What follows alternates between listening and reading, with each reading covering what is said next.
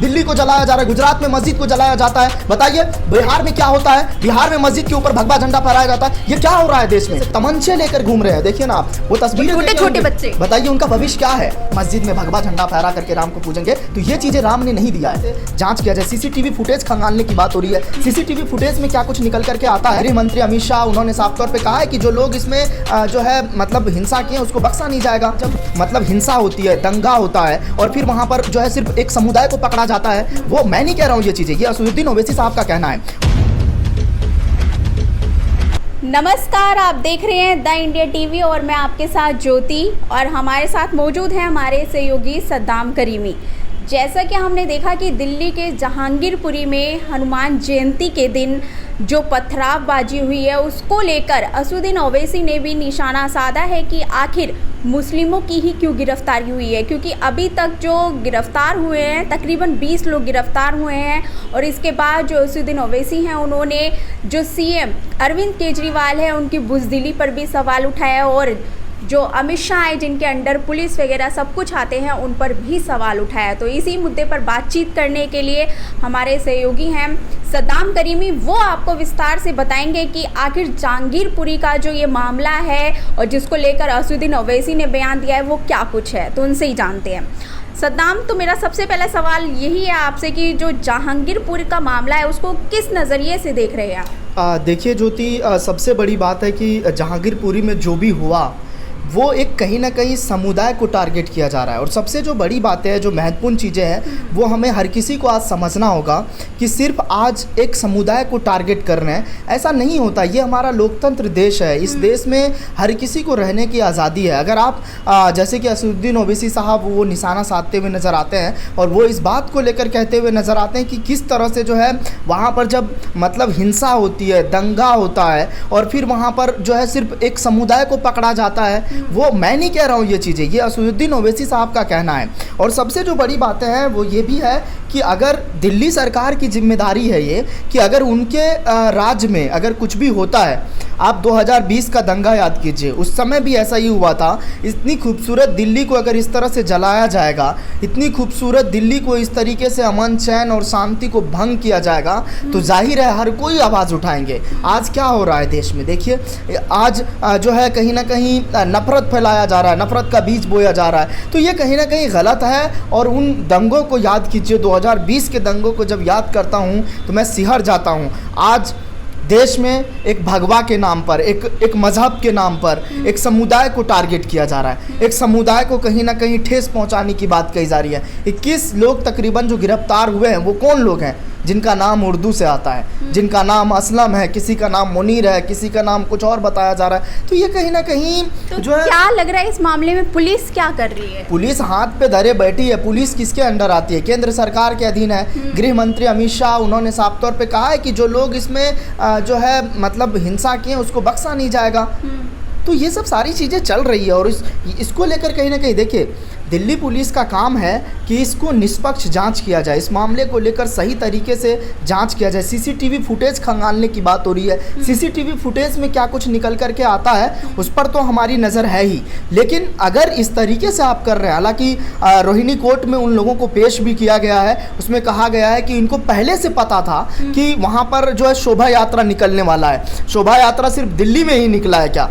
कई जगह पर आप देखिएगा कि इससे पहले जहाँ पर जो है कांग्रेस के जो निगम पार्षद है वहाँ से शोभा यात्रा निकलना था, तो वहाँ पर जो है किस तरह से जो है फूल बरसाया गया। आप मध्य प्रदेश के घटना देखिए, मध्य प्रदेश में भी शोभा यात्रा निकलने की बात हो रही थी, वहाँ पर भी उन लोगों ने फूल बरसाया, वहाँ पर फूल को बिछा दिया गया था उन लोगों के स्वागत में। लेकिन कुछ नफरती जो चिंटू हैं वो किस तरह से जो है मस्जिद पे जाकर भगवा झंडा फहराते हैं, मस्जिद पे जाकर जय श्री राम के नारे लगाते हैं। उस मस्जिद में आप देखेंगे तो पाएंगे कि वहाँ पर भगवा झंडा भी देखा गया है उसके अंडर में। और जो वहाँ के चश्मदीद है वो साफ तौर पर इस बात को लेकर कहते हुए नजर आ रहे हैं कि एक बार जो है जो शोभा यात्रा था वो डी ब्लॉक तक जाना था, लेकिन जो है वहीं पहले ही जाकर के ये घटना हो जाती है।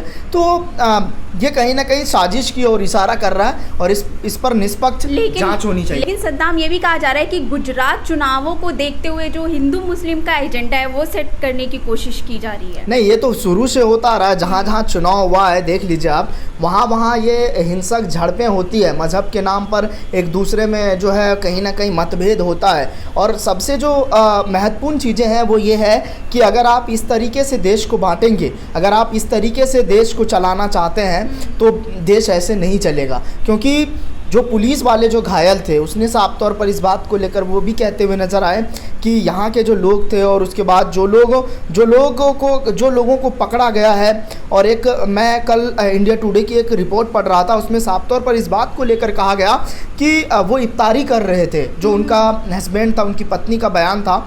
और उन्होंने कहा कि यहाँ पर हम लोग वर्षों से रहते आ रहे हैं, एक कहीं ना कहीं हम लोगों के अंदर जो एक मतलब कहीं ना कहीं इंसानियत है, हम लोग मिलजुल कर रहते हैं, चाहे हिंदू मुसलमान हो वहाँ पर। लेकिन जब इस तरह से घटना हुई तो हमारे हस्बैंड जो है वहाँ पर खाना छोड़ के गए कि लड़ाई ना हो जाए, झगड़ा ना हो जाए। लेकिन जब मस्जिद लॉक होता है तो उसके बाउंड्री को कूद करके अंदर जा कर के जो है किस तरह से वहाँ पर भगवा झंडा फहरा दिया जाता है, वहाँ पर जय श्री राम के नारे लगाए जाते हैं। कहीं पर आपने देखा, एक और खबरें आई कि वहाँ पर मज़ार तोड़कर हनुमान जी को वहाँ पर बैठा दिया गया। अरे भाई, 5 वक्त अगर अजान होती है लाउड स्पीकर से तो आपको क्या दिक्कत है? आप भी पढ़िए ना, आप भी हनुमान चालीसा कीजिए, आप भी ये सब चीज़ें कहिए। मैं मुसलमान हूँ, मुझे हनुमान चालीसा आता है, मैं मतलब इन सब सारी चीज़ों को लेकर मैं मतलब पढ़ता हूँ, जानता हूँ। हनुमान चालीसा अगर पढ़ रहे हैं तो उसमें साफ तौर पर इस बात को लेकर कहा गया है कि आप लोग जो है मतलब कहीं ना कहीं जो है अमन शांति की बात कही गई है।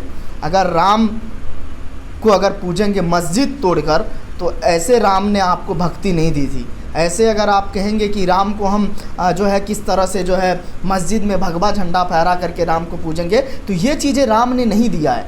ठीक है, लेकिन दिल्ली में इतना सब कुछ हो जाता है, लेकिन जो केजरीवाल हैं वो जिस तरीके से शांत बैठे हुए नज़र आते हैं, क्या इशारा कर रहे हैं? क्योंकि ओवैसी उनको बुज़दिल बता रहे हैं। सही, ये उन्होंने साफ तौर पे सही कहा है। ओवैसी साहब इस बात को लेकर कहते हुए नज़र आए कि भाई जो गलत है तो उनको बोलिए ना आप, जो लोगों ने ऐसा किया है उनको आप कहिए। आप सिर्फ कहते हैं कि अमन शांति की बात कर रहे हैं, हम भी अमन शांति की बात कर रहे हैं, हम भी कह रहे हैं कि अमन शांति हो। दिल्ली जो है हर कोई यहाँ पर आए हैं और दिल्ली इतनी जो है कहीं ना कहीं खूबसूरत है, तो इसको आप जलाने की कोशिश मत कीजिए। इसमें कहीं ना कहीं जो केजरीवाल पे निशाना साधा जा रहा है वो कहीं ना कहीं जो है ओवैसी साहब बुद्धिजील इसलिए भी बताया है क्योंकि इससे पहले भी जब दंगा हुआ था तो वो बच के चले गए थे कि मेरे हाथ में पुलिस नहीं है। अगर आपकी सरकार है, आप क्या कर रहे हैं? आप हाथ पे हाथ धरे बैठे हैं, आप उन लोगों को क्या कर रहे हैं? केजरीवाल पर आरोप लगता है कि कहीं ना कहीं वो बीजेपी के साथ मिले हुए हैं। तो ऐसा तो हर बार कहा गया है। वो कहते हैं कि आरएसएस का बी टीम है, आरएसएस का कहीं ना कहीं उसको पाला बारहा हुआ उनको बढ़ाने जाने की कोशिश है। लेकिन देखिए जो चीज़ें लोग कह रहे हैं इसमें भी कुछ ना कुछ बातें होगी, इसको लेकर भी कहीं ना कहीं चीज़ें होती है। तो ये कहीं ना कहीं जो है हर इंसान आज यही सोच रहा है कि इससे पहले आपने देखा होगा कि जो है नवरात्र जब स्टार्ट हुआ तो रमज़ान शुरू हुआ, और इससे पहले एक पर्व मुझे ध्यान नहीं आ रहा, उस वक्त भी कोई पर्व आया था तो हिंदू भाई का, तो उस वक्त भी मुसलमानों का शब बारात आया था। तो देखिए लोग बांटने की कोशिश कर रहे हैं हिंदू मुसलमान के नाम पर, लेकिन जो ऊपर वाले हैं ना, जो भगवान है, जो गॉड है, जो अल्लाह है, वो चाहते हैं कि एक साथ अगर हम पर्व दे रहे हैं तो मिलजुल कर रहे। अगर हम हिंदू भाई के यहाँ दीपावली में जाते हैं मिठाई खाने और गले लगने होली में, तो वो भी हमारे ईद और बकरीद पे गले मिलने आते हैं, सवैया खाने। बिल्कुल सद्दाम, क्योंकि अगर मैं सोशल मीडिया की बात करूँ तो बहुत से ऐसे लोग हैं जो उनमें भी इंसानियत बची हुई है। वो कह रहे हैं कि आखिर ऐसा नहीं होना चाहिए जो हुआ है जहांगीरपुरी में। लेकिन अभी जो जहांगीरपुरी को लेकर खबर आ रही है कि वहाँ पर फिर से पथराव हुआ है और पूछताछ के लिए महिला को लेकर जाया जा रहा था, इस वजह से हुआ है। देखिए पथराव की बात जो है अभी हम कुछ कह नहीं सकते इस पर, मतलब अपडेट जो भी होगा हम बताएंगे। लेकिन अगर इस तरीके से हो रहा है तो मैं बार बार यही कह रहा हूँ कि पुलिस इसकी जांच करे और पुलिस इस बात को लेकर जांच करे कि आखिर वो कौन लोग हैं जो इस तरीके से तमंचे लेकर घूम रहे हैं। देखिए ना आप वो तस्वीरें, छोटे छोटे बच्चे, बताइए उनका भविष्य क्या है। बच्चा जो है भविष्य मतलब देश का एक भविष्य होता है, उज्जवल होता है, और वो इस तरीके से तमंचे लहरा रहा है। कहाँ से हिम्मत मिल रही है उनको? कौन ऐसे लोग हैं जो उनको हथियार पकड़ने के लिए मजबूर कर दिया है? ऐसे कौन लोग हैं जो उनको सहमत देते हैं? तो उन लोगों को पकड़कर आप सलाखे के अंदर डालिए ना। आप एक मजलूम को पकड़ लेते हैं, आप एक गरीब को पकड़ लेते हैं, वो भी उर्दू नाम वाले को, वो भी आप जेल में ठूस देते हैं, 14 दिन की न्याय की हिरासत में डाल देते हैं। फिर आप उन पर यूपीए लगा देंगे, फिर आप उस पर एनएसए लगा देंगे कि यही लोगों की साजिश थी। इससे पहले क्या हुआ अब देखिए। तो ये कहीं ना कहीं बहुत बड़ी बातें हैं और बहुत दुखद है अगर हम ये सब चीज़ सुनते हैं। इसको लेकर जंतर मंतर पर प्रदर्शन भी किया गया, चाहे वो आयसा के लोग हों, चाहे वो तमाम प्रोफेसर अपूर्वानंद और तमाम कई लोग थे, सोशल एक्टिविस्ट, वरिष्ठ पत्रकार, सब इस नफ़रत के ख़िलाफ़ जो है प्रदर्शन करते हुए नज़र आ रहे हैं। लोग कह रहे हैं कि इस देश को कम से कम मज़हब के जो बुनियाद है, जो मज़हब के नाम पर जो खूनी संघर्ष होता है, उनको बचाए जाने की कोशिश कर रहे हैं। क्योंकि कहते हैं कि ये बाबा साहब अम्बेडकर का दिया हुआ संविधान अगर इस देश में नहीं रहेगा तो समझ सकते हैं आप कि क्या होगा इस देश में। मेरा आखिरी और अहम सवाल है, वो मेरा दर्शकों से भी सवाल वही है मेरा, कि आखिर मुस्लिमों को ही टारगेट क्यों किया जा रहा है? देखिए मुस्लिमों को टारगेट इसलिए भी किया जाता है क्योंकि जो एक मतलब सोच के लोग हैं, जो एक सत्ताधीश जो पार्टी है, वो उनको इस बात को लेकर, देखिए उनकी कोई भी चीज़ें होती है तो मुखालफत करते हुए नज़र आते हैं। चाहे वो जेएनयू के छात्र हो, चाहे एएमयू के छात्र हो, चाहे डीयू के छात्र हो, हिंदू बच्चे भी तो शामिल होते हैं। वही चीज़ है ना, वही चीज़ है ना। अगर आप एक समुदाय को आप छुएंगे, उनके साथ बहुत सारे कौम आ जाते हैं। आप उन लोगों को नहीं बांट सकते। आप सिर्फ शमशान, रमज़ान, कब्रिस्तान, पाकिस्तान पर आप लोगों को नहीं बांट सकते। आप नहीं बांट सकते कि वो राम मंदिर और मस्जिद मंदिर पर वो लड़ाई करे, नहीं बांट सकते। आपको अगर बांटना है तो आप रोज़गार के नाम पर बांटिए ना। आप बेरोज़गारी को क्यों नहीं दूर करते हैं? आप शिक्षा व्यवस्था को क्यों नहीं कर तो रहे हैं बेरोजगारी दूर, बच्चों के हाथों में तमंचा कर रहे हैं। आपने वो चीज नहीं देखा जब 2 करोड़ युवा को रोजगार देने की बात कही गई, क्या मिला? वो क्या आपको मिला है रोजगार? 2 करोड़ की जो बात कही गई थी, प्रधानमंत्री नरेंद्र मोदी वो खुद आकर कहते हैं कि हम 2 करोड़ युवा को रोजगार देंगे, क्या वो मिला? 15 लाख जनधन अकाउंट में बात कही गई थी, क्या वो मिला? मैं फैक्ट बता रहा हूं और मैं वो चीजें बता रहा हूं जो इससे पहले कहा गया कि आप तमाम लोगों को नौकरियां दी जाएगी, क्या वो मिला? बिहार में क्या हुआ? मध्य प्रदेश में क्या हो रहा है? गुजरात में क्या हो रहा है? दिल्ली इतनी खूबसूरत है, उसमें क्या हो रहा है? दिल्ली को जलाया जा रहा है, गुजरात में मस्जिद को जलाया जाता है। बताइए बिहार में क्या होता है? बिहार में मस्जिद के ऊपर भगवा झंडा फहराया जाता है। ये क्या हो रहा है देश में? अगर इस तरीके से देश चलाना चाहते हैं तो माफ़ कीजिएगा सर, इस देश में और भी लोग हैं जो इस बात को लेकर कहते हुए नजर आते हैं कि ऐसा देश नहीं चलता है। अगर वजीर आजम इस तरीके से बात करेंगे तो ये बिल्कुल गलत है यार। अगर इस तरीके से आप नहीं समझेंगे, इस देश गंगा जमुना तहजीब कहा जाता है। इसी देश में हमारे सिख भाई, ईसाई भाई, हिंदू भाई, मुस्लिम भाई सभी लोग रहते हैं, सरदार जी रहते हैं इसमें।